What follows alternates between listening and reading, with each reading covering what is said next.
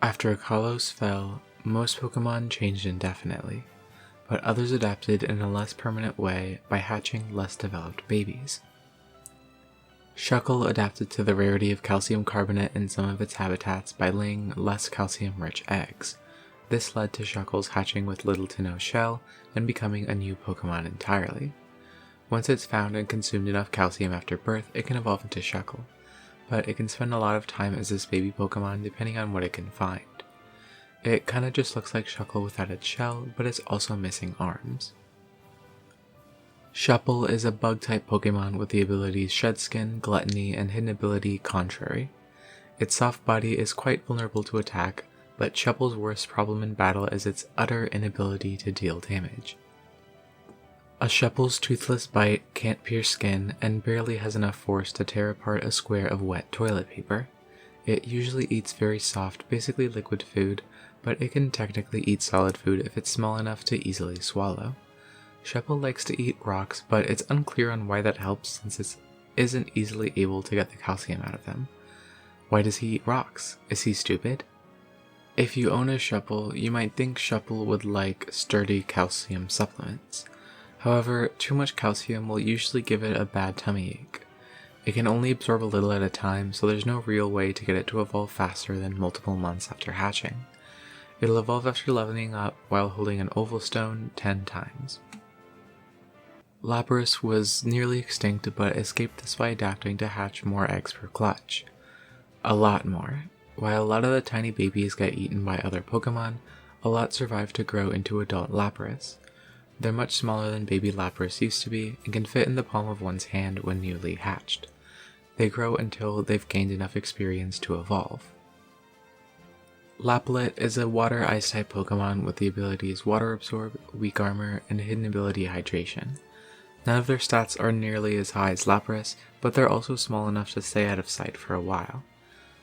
While they hatch only a few centimeters in length, they usually grow up to a meter over the course of a year before evolving. Every spring they can be seen on certain shores by the thousands, all crawling over the sand to the water. It seems like safety and numbers kind of thing mixed with the idea of meat shielding, where there's so many Laplets no one could possibly eat them all. They're often poached since they're much easier to get than adult Lapras, which is illegal as they're still a protected species. Unfortunately, since Kalos fell, there's not really anyone to enforce that. Laplet evolves at level 36. Absol faced a similar threat of extinction as Lapras and used a similar solution. Instead of rearing one calf at a time, it had multiple less developed pups at a time, so more had a chance of making it to an adulthood.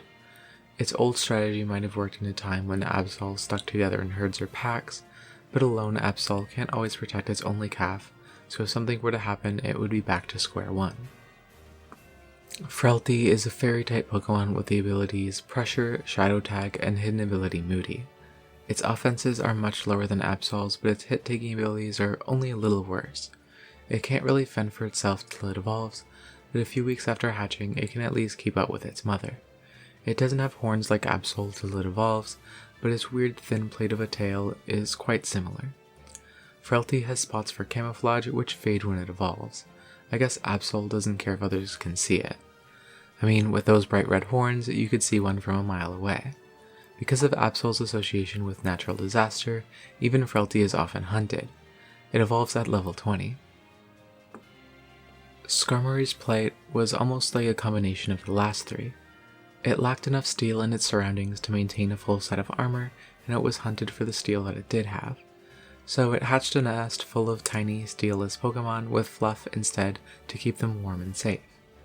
With experience, those evolved into Skarmory-sized flightless Pokemon that could only become Skarmory if provided with enough steel. Preco is a normal-type Pokemon with the abilities Keen Eye, Inner Focus, and hidden ability Fluffy. Its stats are really low, but its parents don't really care for their nest much after the eggs hatch, so Preco are left to fend for themselves. The fluff keeps them warm, and while it makes them look chunky, a Preco is surprisingly fast. Their big feet allow them to travel around in trees or walk on snow, or a decent variety of ways to travel. Its lightweight and heavy fur allows it to take relatively little damage when it falls from a high place. Its coloration allows it to break the outline of its body and confuse predators. Unfortunately, a lot of predators think of Preco as good eats even if it does bite back. It evolves at level 28. Armavis is a normal type Pokemon with the abilities Steel Worker, Inner Focus, and Hidden Ability Fluffy. Its stats are similar to Skarmory other than its much lower defense and higher speed. It can run impressively fast and preys on small Pokemon like Scatterbug and Caterpie. It has soft padded feet to help it move quietly, though it has trouble dealing damage to similar leveled Pokemon. Armavis dreams of being able to fly. It has strange abilities with steel, sometimes able to conform it to its body or straight up eat it. Armavis will consume a metal coat to evolve into Skarmory. That's about it for this video. Check out my Patreon, which you can subscribe to for $1 a month, support me, and get your name at the end of my videos. Thanks Captain Cobop, Art of Dying, and Mr. Kill. Skarmory is one of my favorite Pokemon, so I had to give some buffs to give it the upper hand against Corviknight. Spikes! Spikes!